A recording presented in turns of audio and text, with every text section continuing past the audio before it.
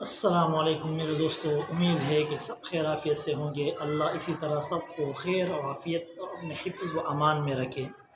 ایک بھائی نے سوال بھیجا ہے کہ میرے ایک چھوٹی سی دکان ہے، اس سے گزر اوقات ہوتی ہے، لیکن اسی دکان سے لوگوں نے کافی ادھار مال لے کر چلے گئے ہیں اور ان سے پیسہ ملنے کی امید بھی نہیں ہے کہ ان سے مجھے پیسہ مل جائے، اور میرے کاروبار جو ہے وہ ٹپ ہو کر رہ گئی ہے۔ لہٰذا مہربانی فرمائے، مجھے کوئی وظیفہ عنایت فرمائے تاکہ یہ لوگ جو ادھار لے چکے ہیں یہ واپس کر دیں، یہ ادھار مجھے واپس مل جائے۔ تو میرے بھائی، اللہ آپ کو خوش رکھے، اور یہ وظیفہ جو میں بتا رہا ہوں یہ سب کے لیے، جس کے ساتھ یہ مشکلات ہے، یہ پریشانی ہے، کسی کا ادھار پیسے پھنسے ہوئے ہیں، تو وہ یہی عمل کرے جو میں بتانے والا ہوں۔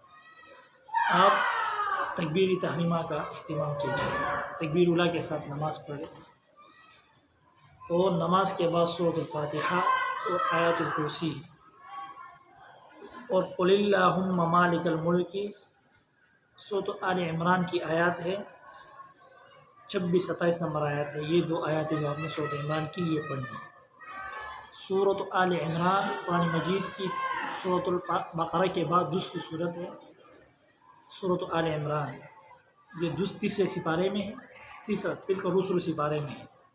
اس کی آیت نمبر 26 اور 27 آپ نے پڑھنی ہے 41 دن تک، قل اللہم مالک الملک سے۔